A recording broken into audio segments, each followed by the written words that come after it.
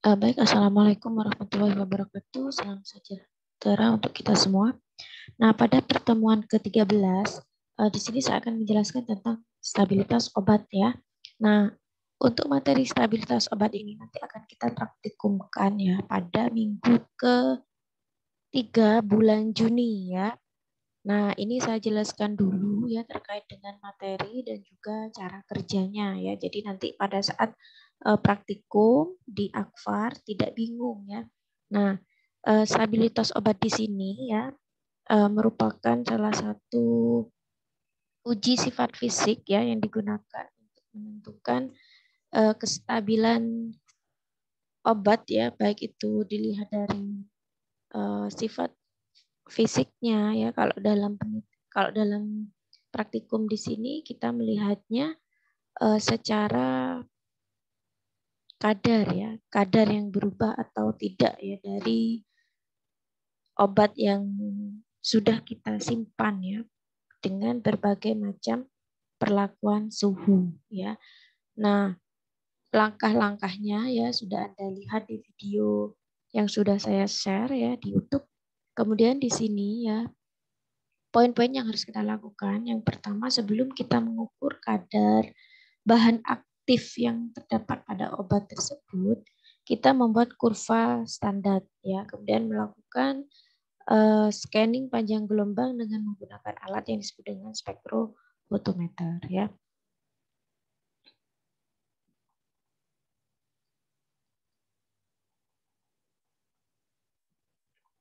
Nah, alat-alat yang digunakan nanti adalah spektrofotometer UV vis ya di sini. Ya, spektrofotometer yang kita gunakan ini yang sudah UV vis ya. Kemudian ada pipet ya, mikropipet dan juga alat-alat gelas lainnya. Nah, kemudian di sini ada serbuk paracetamol murni ya, yang digunakan sebagai bahan pembuatan standar.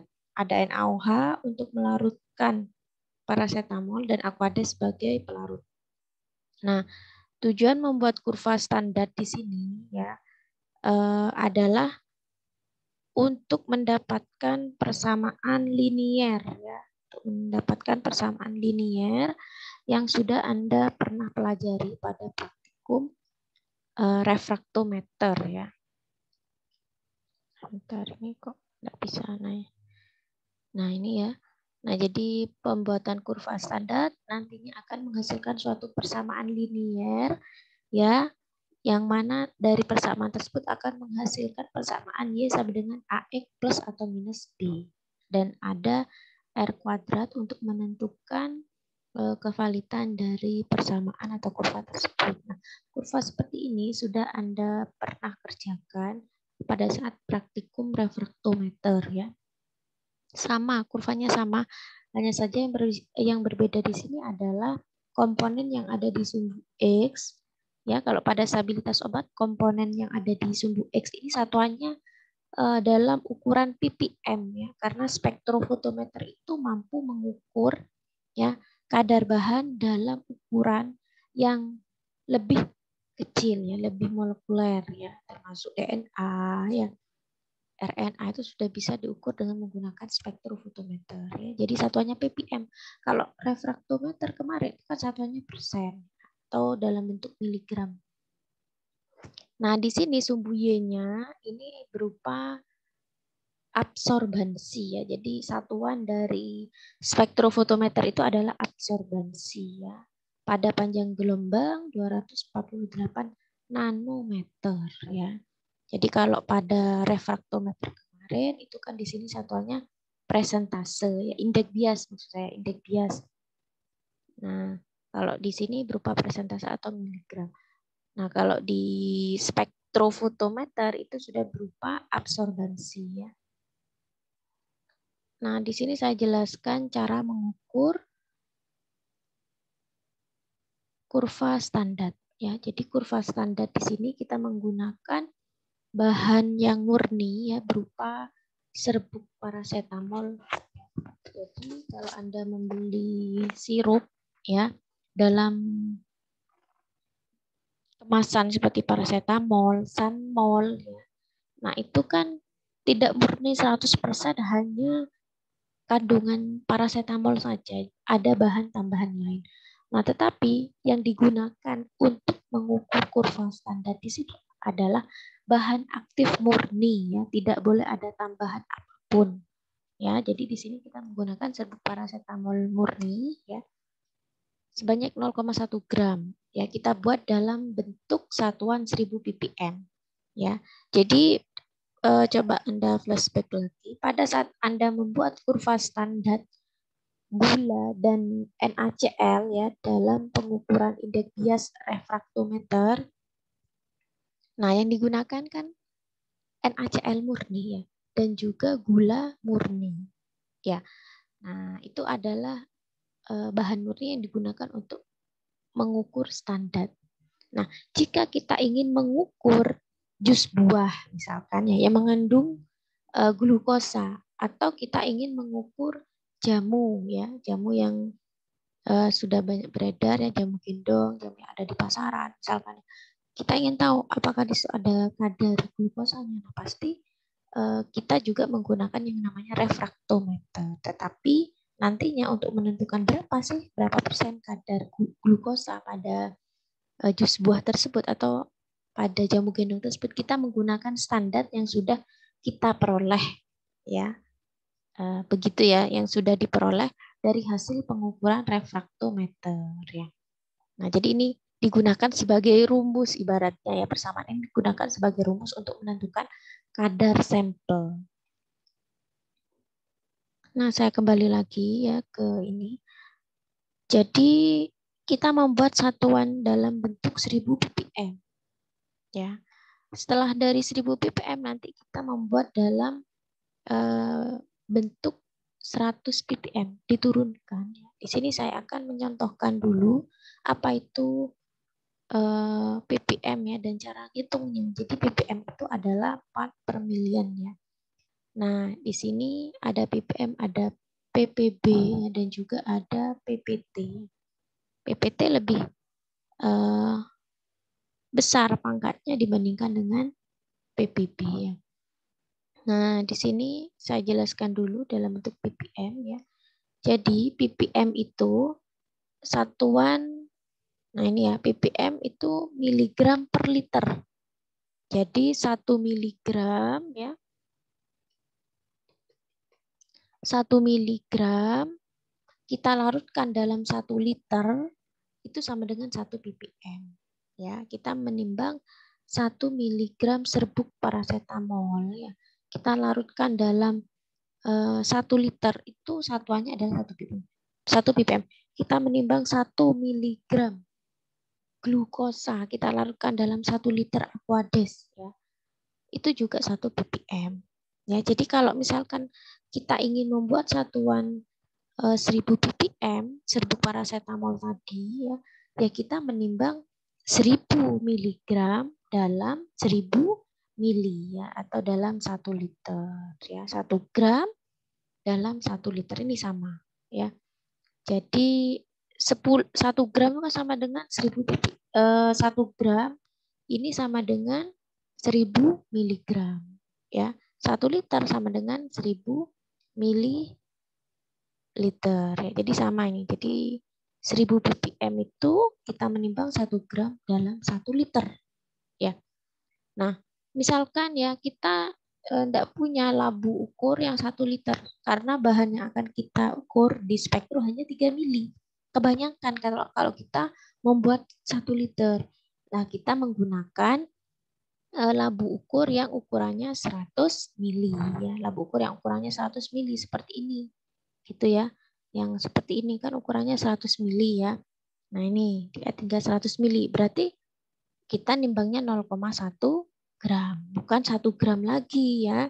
Karena pelarut yang kita gunakan 100 mili. Jadi 1 gram bagi 10 sama 0,1 gram atau 100 miligram, ya.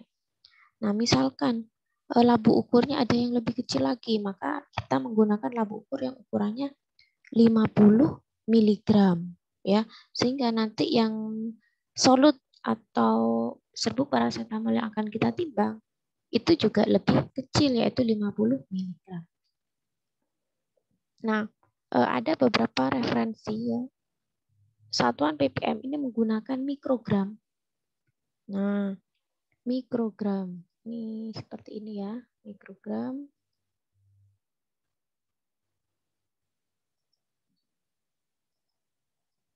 Nah, mikrogram.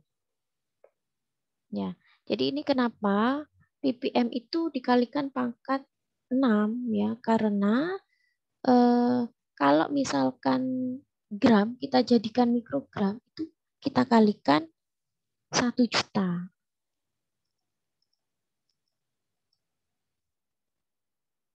Jadi seperti ini ya. 1 gram kan gini. 1 gram sama dengan 1000 miligram. 1000 miligram sama dengan 1 juta mikrogram.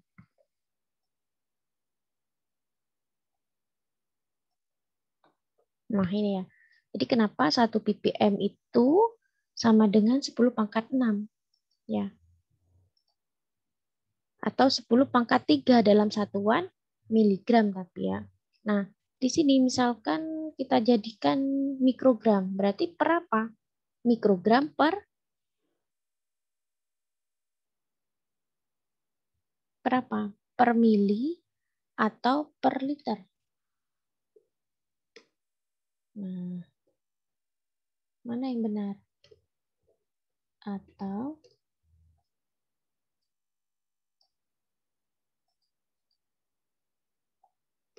per mili?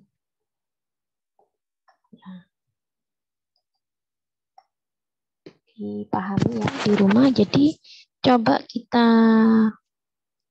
buat ininya dulu ya, turunannya. Jadi biar Anda mudah dalam memahami, karena ini sering kebalik-balik mahasiswa ya. Mahasiswa mau ujian KTI semester 6 juga masih bingung terkait dengan ppm ini ya.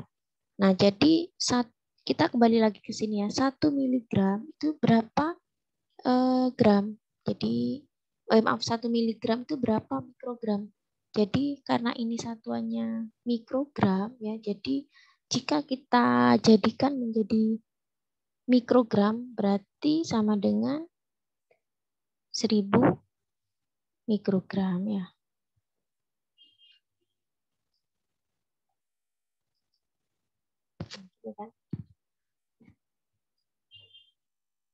Ya, ya kan?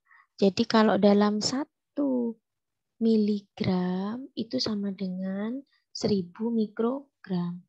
Kalau 1000 mikrogram itu sama dengan 1 juta mikrogram ya. Nah, per ini kita jadikan tetap mili ya.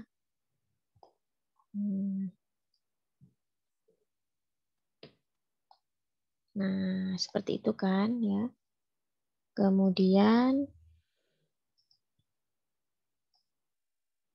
nolnya, ini kan sama posisinya nolnya 3 ya. 3. Ini kita coret, ini kita coret. Nah, gitu ya. Jadi ini istilahnya sama dengan tinggal 1 miligram per 1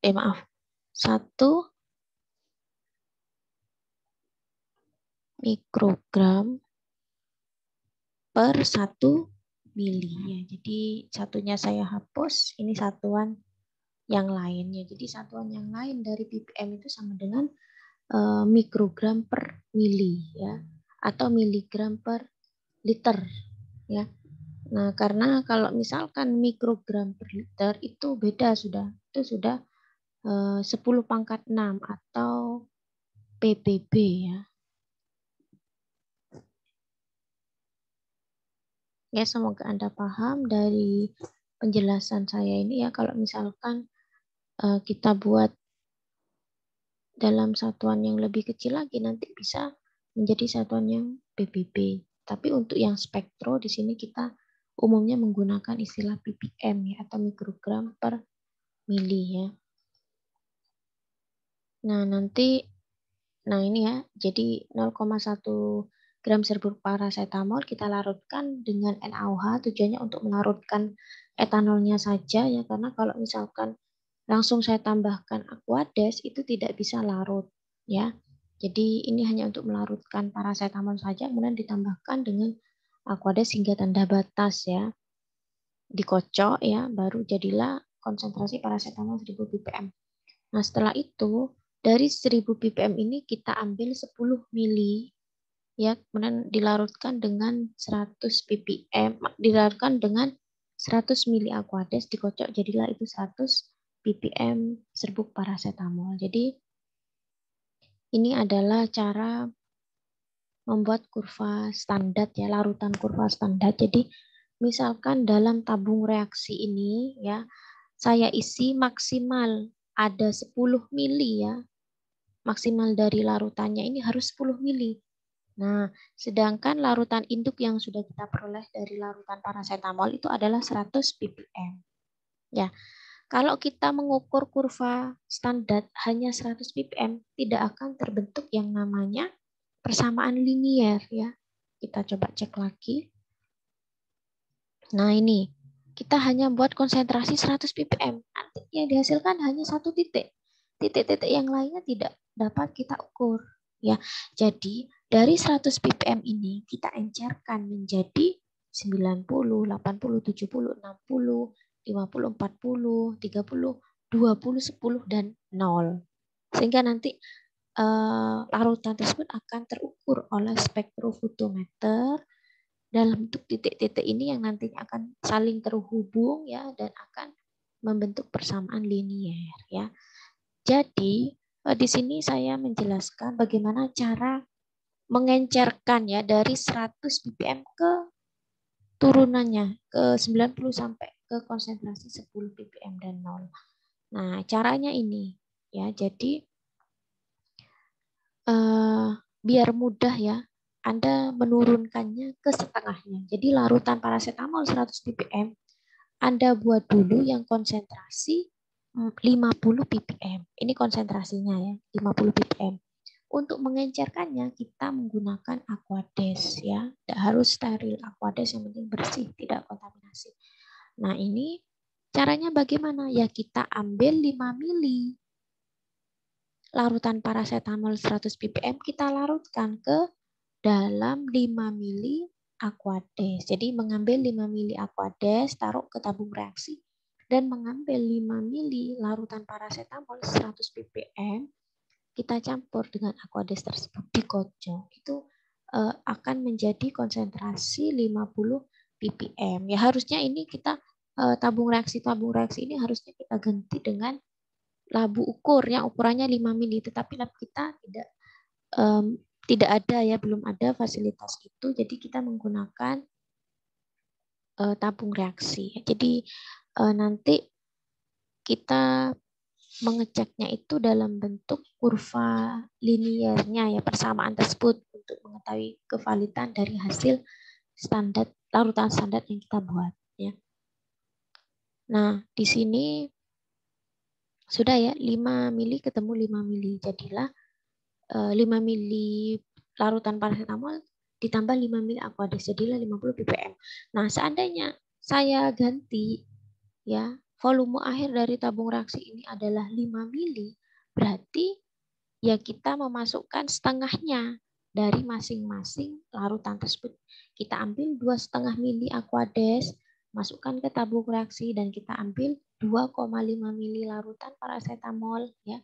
Kita masukkan ke dalam tabung reaksi. Ya, jadilah volume akhir 5 mili. Dikocok kemudian diukur dengan menggunakan spektro. Sesuai yang sudah kita lihat ya bersama-sama di video yang sudah saya jelaskan. Nah, kemudian saya ingin membuat 60 ppm. Nah, kalau yang 10 mili ya kita ambil 6 mili paracetamolnya ya, kemudian kita tambahkan 4 mili Aquades ya. Jadi semakin tinggi konsentrasi 90 ppm ya, semakin banyak paracetamol yang kita tambah. 90 ppm ya kita tambahkan 9 mili paracetamol dilarutkan ditambah dengan 1 mili. Kalau kita menggunakan labu ukur ya enak menggunakan labu ukur seperti ini. Ini seandainya ini ada yang 5 mili ya, atau yang 10 mili lah Bu ukurnya. Kita masukkan 9 mili paracetamol. Kemudian kita add hingga tanda batas. Ya, tanda batasnya itu kita tidak bisa menambahkan 1 mili. Yang penting di add sampai tanda batas, yaitu setara dengan 1 mili ya.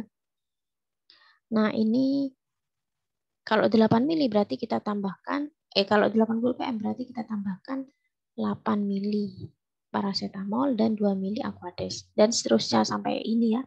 Saya kira Anda harus paham ya hal ini ya. Nanti ujian pasti saya tanyakan. Kemudian misalkan, saya kasih contoh lagi, misalkan 5 mili ya. Volume akhir dari tabung reaksi 5 mili. Ya sudah, berarti kita tambahkan 1 mili Aquades dalam tabung ini dan ditambahkan 4 mili paracetamol dalam tabung ini. Jadilah 5 mili. Yang 90 mili bagaimana? Yang 90 mili, yang 90 ppm berarti ditambahkan 0,5 mili air dan 4,5 mili paracetamol. Begitu seterusnya ya. Turun setengah ya. Atau naik setengah-setengah kalau volume akhirnya adalah 5 mili. Nah, sudah ini dibuat, baru nanti diukur pada panjang gelombang maksimum hasil scanning. Diukur menggunakan spektrofotometer dari hasil scanning ya. Jadi sebenarnya kita harus melakukan scanning terlebih dahulu. Nah, scanning itu apa? Nah, di scanning ya. Scanning itu adalah satu langkah ya yang digunakan untuk menentukan panjang gelombang maksimum dalam pengukuran bahan aktif. Nah, nanti saya beri tugas kelompok ya, sudah saya share. Nah, itu mencari jurnalnya. Kisaran panjang gelombang untuk paracetamol itu berapa? Nah, kalau di PPT ini ya, scanningnya atau penentuan panjang gelombang maksimumnya ada di kisaran 190 sampai 340 nanometer. Ya sudah, nanti salah satu larutan paracetamol ya, saya menggunakan 100 ppm. Nah, itu saya ukur menggunakan spektro pada panjang gelombang yang kisarannya ini ya. Ini ada di buku petunjuk praktikum juga. Nah, ini hasil dari penentuan panjang gelombang maksimum paracetamol ya. Nah, jadi puncaknya ini adalah maksimumnya. Jadi ada di kisaran 250 nanometer ya. Kalau di spektro nanti seperti ini ya hasilnya. Nah, kalau kita ubah dalam bentuk Excel ya, misalkan dari 190 sampai 350 nanometer ya dengan selisih 10 nanometer. Nah, di sini ini nilai absorbansi yang 0, ini absorbansi.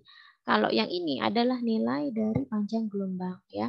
Jadi ini absorbansi selalu ada di bagian sumbu Y ya. Nah, ini absorbansinya. Kalau absorbansi itu nilainya dari 0 sampai 1 ya. Ada kalau di spektro UV vis itu bisa sampai 2. Tetapi yang valid untuk kita baca ya itu antara 0 sampai 0,9.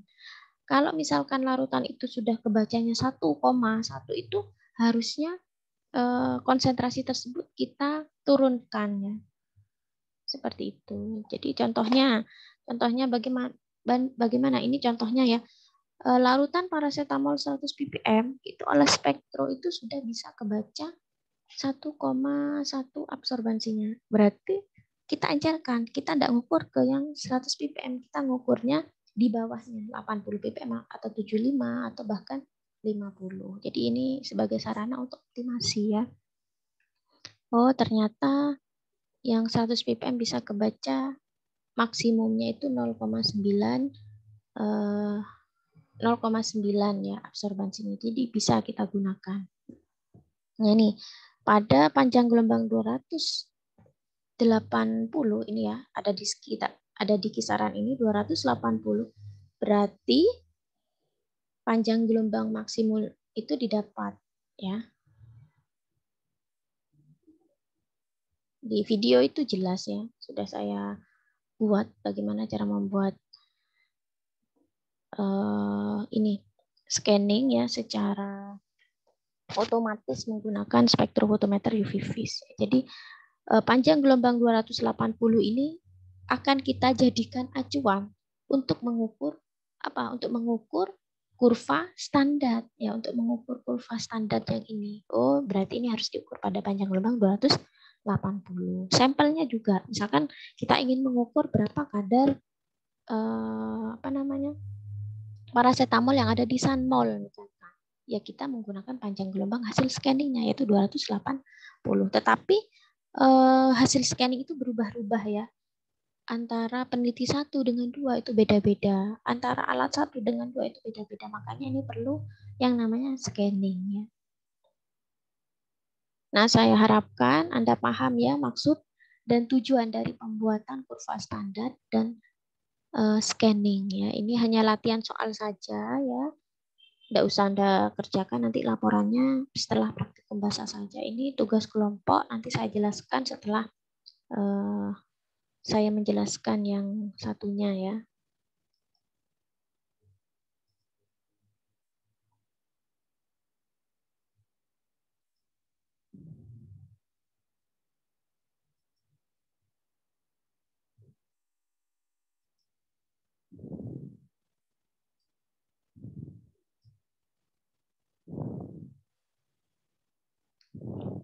Nah, ini adalah cara pengukuran sampel ya, pengukuran sampel sirup paracetamol ya.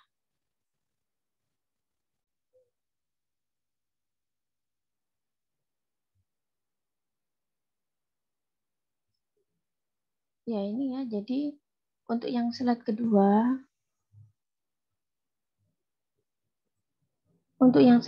di sini saya akan menjelaskan pengukuran sampel ya dan penentuan waktu sifat. Kalau pengukuran sampel berarti yang sudah saya ilustrasikan tadi dengan menggunakan yang sudah Anda praktikumkan pada saat Anda praktikum refraktometer. Jadi sampelnya itu berupa sampel yang mengandung bahan aktif yang sudah Anda ukur menggunakan kurva standar. Kalau kurva standarnya mengandung yang kita ukur itu adalah glukosa, berarti kita mengukur sampel yang mengandung glukosa. Glukosanya yang kita ukur ya. Kalau misalkan dalam praktikum stabilitas obat di sini, sampelnya ya, misalkan paracetamol generik ya, di situ walaupun ada tambahan warna, ya, pemanis dan lain-lain, yang kita ukur bukan tambahannya, tapi khusus paracetamolnya ya. Misalkan kita dari paracetamol generik ini kita ukur glukosanya bisa apa tidak? Ya bisa, bisa. Tetapi kita sebelumnya membuat kurva standar kadar glukosa, itu ya. Diukurnya menggunakan apa? Diukurnya harus menggunakan spektrofotometer ya. Kalau misalkan sampel ini diukur menggunakan spektrofotometer, ya standarnya juga menggunakan spektrofotometer, jangan refraktometer ya. Harus sama dan alat yang sama. Bukan misalkan oh di Akvar ada alat UV vis, di UNED Universitas Jember juga ada spektrofotometer. Nah, sampelnya menggunakan spektrum yang ada di Akvar misalkan. Tetapi larutan kurva standarnya tadi yang sudah saya jelaskan diukur menggunakan spektrum yang ada di Universitas Jember, ya itu tidak boleh. Harus satu alat yang sama agar presisi ya.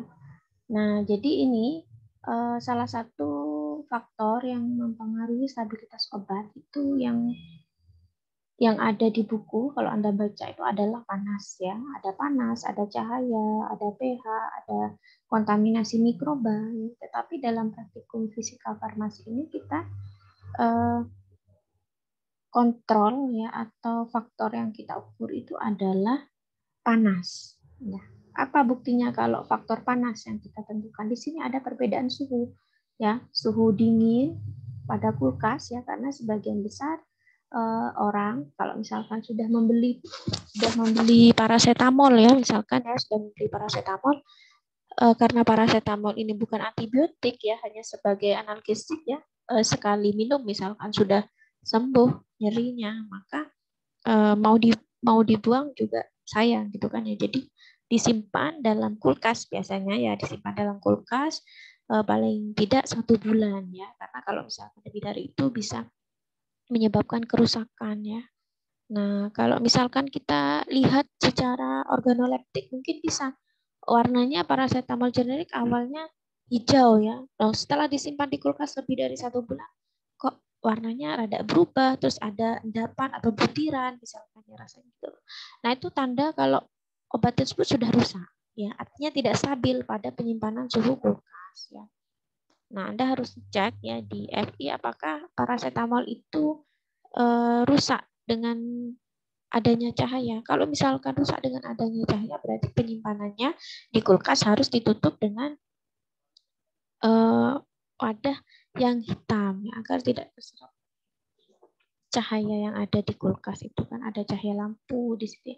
Nah, kemudian kalau misalkan disimpan pada suhu ruang 25 derajat Celcius, itu pengaruhnya bagaimana? Atau setelah disimpan pada suhu hangat 50 derajat Celcius dalam oven, itu pengaruhnya bagaimana ya terhadap kadar dari paracetamol. Itu yang kita amati ya. Kita tidak mengamati secara organoleptik, tetapi kita mengamati secara fisik dengan penentuan kadar yang tersisa dari paracetamol yang sudah disimpan pada berbagai suhu. Ya, kalau misalkan kita ingin menguji apakah sirup paracetamol yang sudah disimpan 1 bulan ya dari ketiga macam penyimpanan ini apakah terkontaminasi mikroba atau tidak?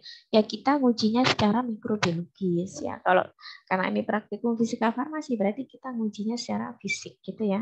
Dengan pengaruh suhu kita tentukan kadar menggunakan spektrofotometer. Jadi ini diinkubasi selama 30 menit pada selang waktu 0, 15 dan 30 menit kita ambil 1 mili dan kita larutkan menggunakan NaOH ya. Perlakuannya ini harus sama dengan perlakuan yang Anda lakukan di larutan standar. Jadi kalau NaOH-nya 20 nanometer, 20 mili ya NaOH yang Anda gunakan, maka Aquadesnya Anda tambahkan hingga tanda batas ya. Kalau misalkan Anda tambahkan 5 mili ya berarti standarnya harus 5 mili ya. Jadi disesuaikan dengan pengukuran standar, penambahan pelarutnya dan juga penambahan bahan tambahnya seperti NaOH ini. Kemudian setelah larutan uji ini dibuat ya sesuai dengan prosedur kurva standar juga. Kalau kurva standarnya 100 ppm berarti kadarnya ini Anda buat juga seolah-olah 100 ppm. Harus 100 ppm ya. Tapi kadarnya itu kan tidak mungkin 100 ppm gitu ya. Nah, baru ini Anda tambahkan, Anda masukkan ke kuvet sekitar 2-3 mili ya. Kalau di kita itu sampai tanda batas. Kemudian diukur pada panjang gelombang maksimum 280 ya kalau pada hasil pengukuran scanning pada yang sudah saya jelaskan pada slide awal tadi. Nah, ini ya hasil pengukuran dari spektrofotometer ya. Jadi sampel yang sudah diberi perlakuan ya, perlakuan dingin, ruang dan juga panas ya, kemudian diukur menggunakan spektrofotometer pada panjang gelombang maksimum ya, misalkan ini 280 ya, disesuaikan dengan yang tadi. Nah, itu pada menit yang sudah kita tentukan 0,15, 30, 0,15, 30 gitu ya. Nah, itu absorbansinya sekian 0,9, 0,91, 0,8 dan seterusnya ini ya. Nah, kontrol itu artinya tanpa kita beri perlakuan. Jadi, tanpa diberi perlakuan itu maksudnya gini, ya. Jadi, paracetamol ini ya, sirup, kita kan buka ya segelnya. Langsung kita ambil. Langsung kita ambil 1 mili, ya, tanpa didiamkan. Langsung kita ambil 1 mili, kemudian langsung kita beri perlakuan sesuai dengan larutan standar. Nah, itu namanya kontrol. Nah, kontrolnya ternyata absorbasinya sekian. Bagaimana cara mendapatkan ppm-nya ini? Nah, ppm-nya itu kita peroleh dengan suatu persamaan ya yang sudah ada di slide sebelumnya. Y sama dengan, nah ini kan persamaan kurva linier. Anda masukkan saja. Nah, ini ya, misalkan ya, 4139 dari mana? Kita mengacunya dari sini. Nah, berarti Y sama dengan ini ya, sama dengan ini ya. Nah, ini. Nah, 0,7 itu adalah kurva bagian Y-nya ya. Ingat-ingat kurva standar ya, kurva standar yang ada kurva standar kan ada bagian sumbu X dan ada bagian sumbu Y ya. Ini saya tidak bisa nulis ya. Nah, ini yang di bagian sumbu X itu adalah ppm, yang ada di bagian sumbu Y itu adalah absorbansi. Jadi yang kita cari itu adalah nilai X-nya ini, nilai X-nya yang kita cari sebenarnya ya. Nilai X-nya yang kita cari. Nah, jadi nanti yang Anda masukkan sebagai Y-nya itu adalah ini, nilai absorbansi ya. Jadi ini adalah nilai absorbansinya. Nah, ya. Anda masukkan ke sini 0,7. Kenapa ini ditambah ya? Karena di bagian sisi kanan itu minus. Jadi di ini ya, kadang minus kadang plus ya, itu tergantung dari hasil persamaan linear yang sudah Anda input ke program Excel. Nah, ini ya. Nah, karena ini minus, saya pindahkan ke sisi kiri jadilah plus ya. Kemudian angka ini, angka A-nya ini ya, ini kan A. Ini B. A-nya itu nanti digunakan sebagai penyebut ya atau pembaginya. Nah, ini jadilah X. X-nya berapa berarti? Anda hitung sendiri ya di rumah. Itulah nilai X-nya. Nilai X-nya ya ini 41,39 ya. Kemudian bagaimana cara kita mencari persentase stabilitas? Jadi persentase stabilitas ini kita dapatkan dari hasil konsentrasi kontrol ini ya, dan ada hasil konsentrasi sampel. Jadi ini konsentrasi sampelnya berapa? Misalkan ini konsentrasi sampelnya 41,44 dibagi dengan konsentrasi kontrol. Ini dibagi ini ya. Kalau kita mencari yang suhu ruang 30 menit berarti ini ya, ini dibagi ini. Jadi semua ini dibagi oleh kontrol. Kalikan hasilnya 100% ya. Hasilnya berapa? Nah, jadi kalau menurut persyaratan farmakope ini hasilnya ya 100,93. Jadi kalau menurut farmakope Indonesia FI ya, obat itu dikatakan stabil jika kadarnya itu tidak kurang dari 90%. Itu sudah ada juga di buku petunjuk praktikum ya, bagian stabilitas obat Anda baca sendiri ya. Nah, jadi selain dapat merubah ya sifat fisiknya secara organoleptik ya, secara kimiawinya dalam hal ini adalah kadar itu juga berubah. Jadi jika kadarnya kurang dari 90% dan di bawah 110% itu obat tersebut dikatakan stabil. Jadi ini yang stabil itu yang mana? Semuanya kecuali yang penyimpanan oven pada ini ya, pada suhu 50 derajat Celcius ya selama 30 menit, ternyata tidak stabil. Dan ingat ini yang saya ukur ini pada saat penyimpanan hanya 30 menit ya. Kalau sehari itu masih belum dicoba ya. Biasanya kan kalau kita menyimpan obat itu kan sampai 1 bulan di kulkas. Nah itu tidak sampai ke 1 bulannya ya. Nah ini data hasil praktikum. Ini hanya latihan soal ya. Anda bisa latihan soal di rumah. Mungkin sebelum praktikum dimulai, ini Anda gunakan untuk latihan soal. Pada saat praktikum, nanti Anda mudah ya menjelaskan. Nah, terkait dengan tugas ya. Ini saya beri contohnya dulu ya.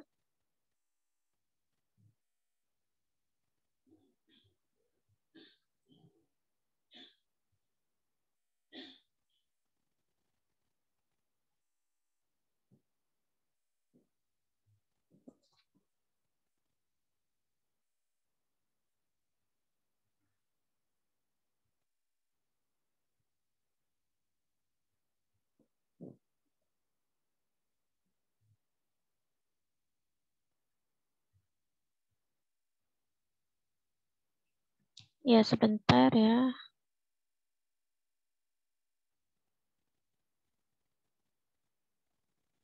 Nah, tadi kan ada tugas jurnal ya yang wajib dikumpulkan oleh perwakilan kelompok ya. Jadi jurnalnya tersebut ya Anda print dan Anda kumpulkan pada saat praktikum basah ya. Jadi jurnal tersebut tentang apa? Jurnal tersebut tentang stabilitas obat. Nah, ini contohnya ya.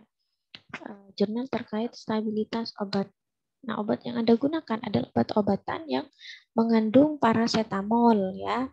Dan pengukurannya harus menggunakan spektrofotometer UV vis karena yang kita praktikumkan adalah spektrofotometer UV vis karena ada memang penentuan kadar parasetamol yang menggunakan HPLC ya, yang menggunakan spektrofotometer UV. Nah, itu tidak boleh, harus sama dengan yang kita praktikumkan yaitu menggunakan spektrofotometer UV vis. Ya, ini juga contohnya penentuan kadar parasetamol pada obat dan jamu tradisional menggunakan metode spektrofotometer. Jadi ini bagus jurnalnya ya, tahun berapa ini Anda bisa cek sendiri, tapi yang sudah saya contohkan di sini jangan Anda gunakan pada saat pengajuan tugas ya. Nah, ini jadi pada jurnal ini ya Aryasa et al. Dia mengukur kadar parasetamol pada obat dan jamu tradisional. Jadi kemungkinan jamu tradisional itu ada tambahan parasetamolnya. Jadi seakan-akan manjur gitu ya. Jadi penelitian ini mengarah ke situ. Nah, kemudian pada pengukuran ini pasti ada yang namanya pembuatan kurva standar. Ya, ini kan pembuatan kurva standar parasetamol. Satuannya ppm sama dengan kita ya. Tapi tidak sampai 100, yaitu 0 sampai 15. Kenapa Bu kok tidak sama dengan kita? Semuanya itu tergantung hasil optimasi ya. Nah, kemudian ini nilai absorbansi. Cuman di jurnal ini tidak ditulis pada panjang gelombang berapa ya. Jadi pada jurnal itu Anda harus menyantumkan ada hasil kurva liniernya dan ada hasil pengukuran panjang gelombang. Kadang di jurnal itu pengukuran panjang gelombangnya tidak ditulis gambarnya, tetapi di pembahasan ada ya. Pokok ada hasil yang menunjukkan kurva standar dan ada data yang menunjukkan hasil pengukuran panjang gelombang. Dan ada yang ketiga, ada pengukuran kadar parasetamolnya. Ini dalam satuan miligram. Dibuat dalam bentuk satuan miligram. Ya tidak apa-apa ya, berarti miligram per mili. Nah, kemudian di sini miligram per liter ya. Kemudian contoh lain, penentuan kafein dan parasetamol dalam sediaan obat sakit kepala secara simultan menggunakan spektrofotometer UV vis. Nah, ini juga ada hasil kurva standarnya ya dalam satuan miligram per liter ya. Kemudian ini ada panjang gelombangnya dalam satuan nanometer ya. Parasetamolnya yang warna merah, oh berarti panjang gelombang ada di sekitar ini. Ada pengukuran kadar konsentrasi parasetamol ya. Jadi lengkap. Paling tidak ada harus menyebutkan 3 macam ini dalam jurnal tersebut ya. Cari yang benar ya. Dan berupa jurnal. Ciri-ciri jurnal apa? Ada judul ya, ada nama jurnalnya. Ini nama jurnalnya adalah Jurnal Chemical Analysis. Kemudian ada volume, ada nomornya, ada halamannya. Ini saya screenshot ya. Coba Anda browsing nanti. Kemudian jurnal itu juga ada ISN-nya ya, bukan prosedur ya, tapi jurnal. Nama jurnalnya itu jelas Jurnal Media Science. Nah, seperti itu ya. Jadi ingat ya ada 3, ada hasil pengukuran panjang gelombang, ada pengukuran kurva standar, ada pengukuran kadar parasetamol sampel ya. Ini kok tidak disebutkan, berarti pasti disebutkan di pembahasan ya. Mungkin itu saja yang bisa saya jelaskan. Nanti tugasnya di-share di grup WA ya.